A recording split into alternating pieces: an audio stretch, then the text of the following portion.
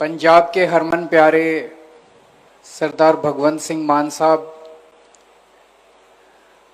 मंच पे मौजूद हमारे कैबिनेट मिनिस्टर वरिंदर गोयल जी, नाभा कंस्टिट्यूंसी के एमएलए देवमान साहब, अग्रवाल सभा के चेयरमैन अशोक बंसल जी,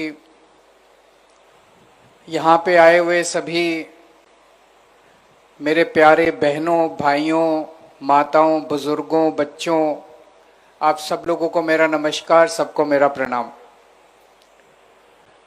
सबसे पहले मैं अग्रवाल सभा को बहुत बहुत बधाई देता हूं कि आज इस ऐतिहासिक सभा में और ऐतिहासिक दिन, इस मौके पे, इस पवित्र स्थान पे, इस पवित्र मौके पे मुझे आमंत्रित किया, आप लोगों के बीच में शामिल होने का मौका दिया। इसके लिए मैं आप सबका बहुत बहुत आभारी हूँ, अग्रवाल सभा का बहुत बहुत आभारी हूँ। आज बड़ी खुशी का दिन है कि आज अग्रवाल स्मारक का यहाँ पे फाउंडेशन रखा गया। बहुत जल्दी ये बन के तैयार हो जाएगा। मुझे बताया गया कि ये बहुत भव्य और बहुत शानदार होगा और मैं समझता हूँ केवल उत्तर भारत नहीं, पूरे भारतवर्ष से लोग यहाँ पे आएंगे, महाराज अग्रसेन जी को अपनी श्रद्धांजलि देंगे, अपने आदर सत्कार देंगे और उनके जीवन से प्रेरणा लेके जाएंगे। मैं भी अग्रवाल समाज का सदस्य हूं, आप ही लोगों के बीच का व्यक्ति हूं। हम सब अग्रवाल महाराजा अग्रसेन जी के वंशज हैं और उनके बारे में जितना कहा जाए उतना कम है। उनका सबसे बड़ा संदेश अहिंसा का संदेश था, भाईचारे का संदेश था। और आज मुझे बेहद खुशी है कि अग्रवाल समाज, जिनको बनिया समाज भी कहते हैं, सबसे शांति प्रिय लोग आपको पूरी दुनिया के अंदर बनिए समाज के लोग मिलेंगे। सबसे शांति प्रिय लोग, किसी से लड़ाई झगड़ा नहीं करना, अपने काम से काम रखना। अक्सर 90% से ज्यादा लोग अपने व्यापार में, बिजनेस में, इंडस्ट्री में लगे रहते हैं। अपना सुबह जाना, शाम को आना, काम करना, रात दिन 24 घंटे मेहनत करना, यही हमारे समाज के लोगों की, और खूब मेहनती लोग हैं। 24 घंटे रात दिन खून पसीना बहाते हैं। मैं कल से सोच रहा था, यहां जब आना था, मैं अभी वरिंदर गोयल जी से भी बात कर रहा था, क्या आपने कभी बनिया समाज के, अग्रवाल समाज के किसी आदमी को भीख मांगते देखा है?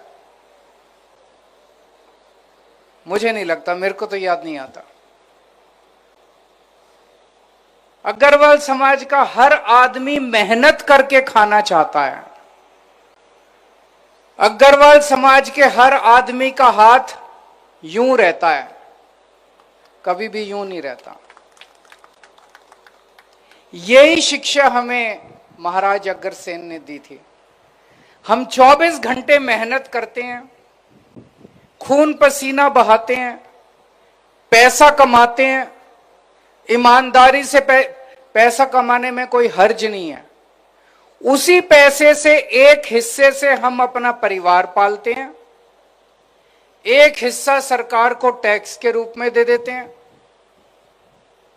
आज ये जो सरकार चल रही है, हम इतने सारे काम कर पा रहे हैं, सड़कें बन रही हैं, पानी, बिजली, इतनी सारी चीजें जो सरकार कर रही है, वो इसीलिए कर रही है क्योंकि जनता टैक्स देती है और उस टैक्स में अग्रवाल समाज का बहुत बड़ा हिस्सा है। तो एक हिस्से से हम अपने परिवार का पेट पालते हैं, एक हिस्सा टैक्स में देते हैं, समाज के लिए रोजगार पैदा करते हैं। आप फलोगे फूलोगे तो पंजाब तरक्की करेगा, देश तरक्की करेगा, लोगों को रोजगार मिलेगा, सरकार को टैक्स मिलेगा। और फिर एक हिस्सा जो महाराजा अग्रसेन ने हमें संदेश दिया था, एक हिस्सा धर्म के काम में लगाते हैं। मुझे हर परिवार, मुझे लगता है अग्रवाल समाज का हर परिवार अपनी आमदनी में से एक हिस्सा जरूर कुछ ना कुछ, आपको हर जगह अग्रवाल धर्मशालाएं मिलेंगी। मिलती हैं कि नहीं मिलती? किसी शहर में चले जाओ अग्रवाल धर्मशाला जरूर मिलेगी, किसी शहर में चले जाओ अग्रवाल प्याऊ जरूर मिलेगी। पानी पिलाने का काम, स्कूल बनाने का काम, डिस्पेंसरी बनाने का काम, अस्पताल बनाने का काम, धर्मशाला बनाने का काम, जितने धर्म के काम है हर काम के अंदर आपको अग्रवाल समाज का अपना हिस्सेदारी जरूर मिलती है। तो मेरा यही मानना है कि सबसे शांति प्रिय कौम है। आज पंजाब की तरक्की में अग्रवाल समाज का बहुत योगदान है। पंजाब में टॉप के जितने इंडस्ट्रियलिस्ट व्यापारी उठा के देख लो, उसमें से कई लोग आपको अग्रवाल समाज के मिलेंगे। और केवल इंडस्ट्रियलिस्ट और उद्योगपति नहीं, हर क्षेत्र के अंदर आज पंजाब में हर क्षेत्र के अंदर अग्रवाल समाज अपनी भूमिका अदा कर रहा है। और पंजाब की तरक्की और योगदान के अंदर अग्रवाल समाज का बहुत योगदान है। 2022 में आप लोगों के आशीर्वाद, आप लोगों के प्यार, आप लोगों के विश्वास की वजह से हम लोगों ने सरकार बनाई। आप लोगों ने इतना प्यार दिया, इतना विश्वास दिया, ऐतिहासिक बहुमत 117 में से 92 सीट आज तक आपने किसी पार्टी को नहीं दी थी। लेकिन सरकार संभालने के बाद पता चला कि सरकार, चुनाव जीतना तो आसान था, सरकार चलानी कितनी मुश्किल है। इतना गंद छोड़ के गए हैं ये पिछले वाले, इतना गंद छोड़ के गए हैं, मैं क्या बताऊं आप लोगों को। पंजाब का बुरा हाल करके गए हैं ये लोग।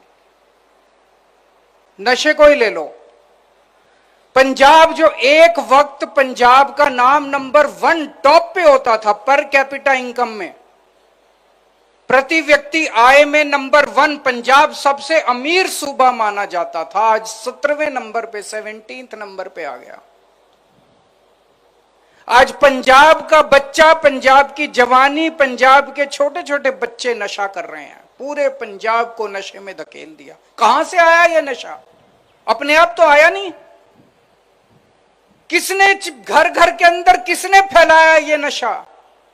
मुझे कहने की जरूरत नहीं है, हमारे से पहले वाली जो सरकारें थी उनके मंत्री अपनी सरकारी गाड़ियों के अंदर नशा घर घर डिस्ट्रीब्यूट किया करते थे।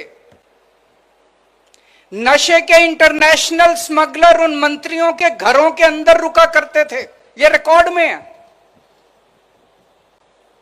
पंजाब को बर्बाद करके चले गए। मुझे नहीं, हमारे कहा जाता है ना कि धर्म में कहा जाता है कि हर कर्म की सजा तो मिलती है। इन लोगों को सजा तो मिलेगी, भगवान सजा देगा, कानून सजा दे ना दे, लेकिन भगवान जरूर इनको सजा देगा। और मुझे लगता है कानून भी सजा देगा एक दिन इन लोगों को।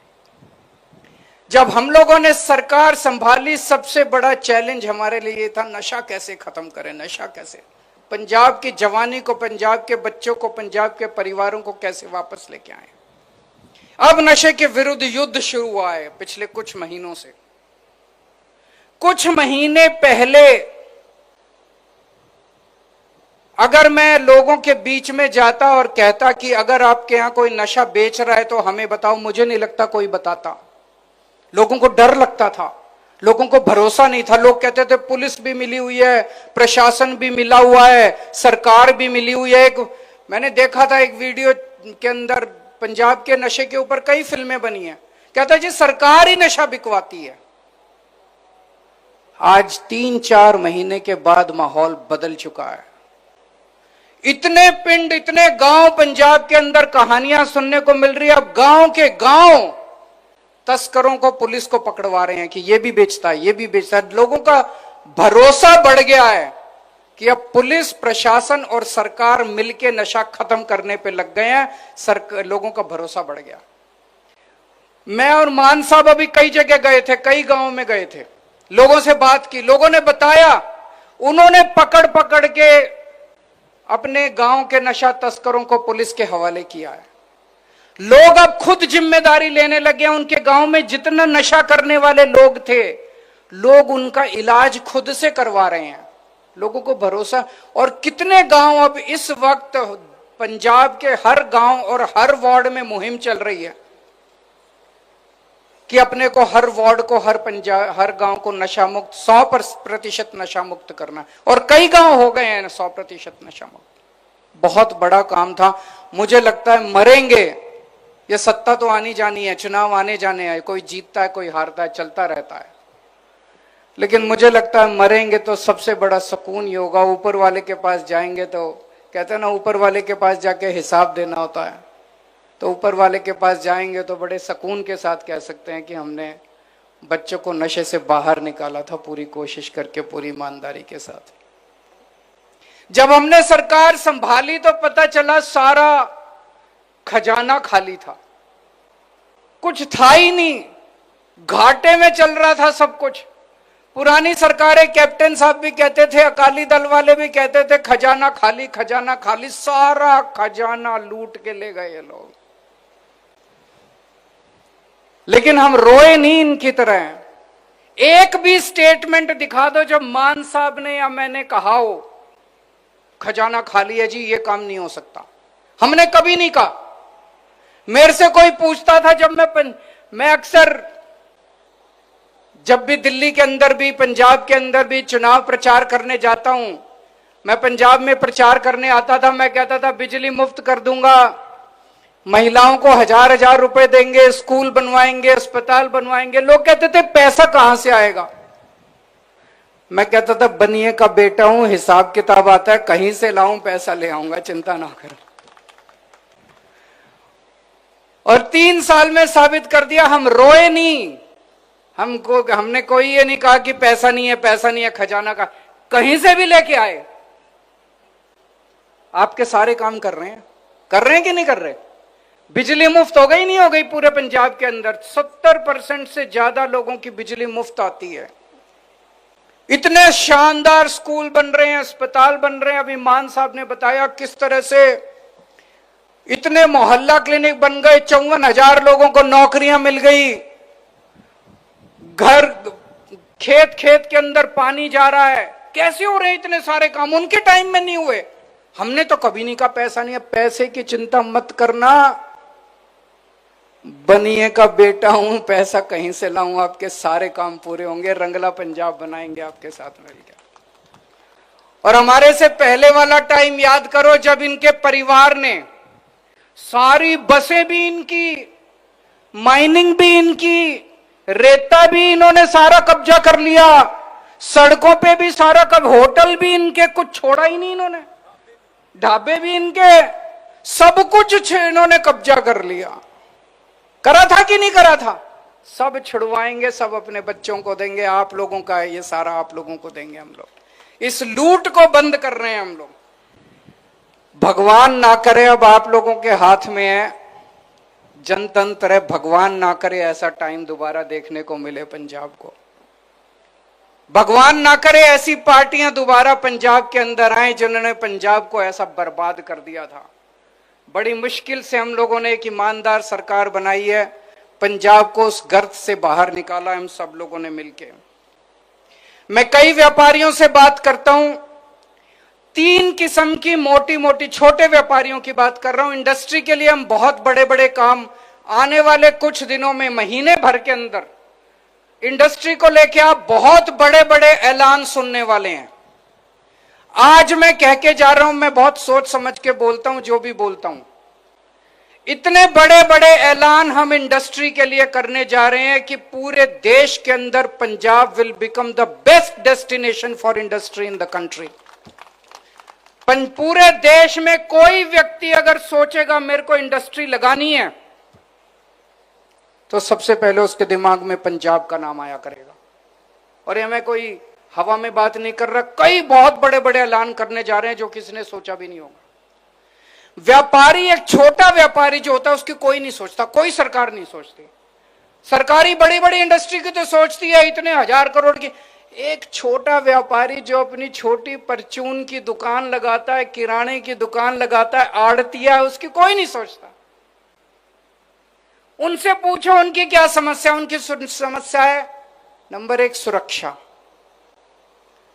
अगर उनके ऊपर कोई आपराधिक घटना हो जाए तो उन्हें सुरक्षा कौन देगा। नंबर 2 उनके बाजार का इंफ्रास्ट्रक्चर। बाजार में सड़क टूटी पड़ी है, बाजार में पीने को प्याऊ नहीं है, बाजार में टॉयलेट नहीं है, बाजार में ये नहीं है, बाजार में वो नहीं है। और तीसरा सरकार की नीतियां ऐसी ऐसी होती है जो बेचारे को काम ही नहीं करने देती। हर चीज में सरकार अड़ंगा डालती है, हर चीज में सरकार अड़ंगा डालती है।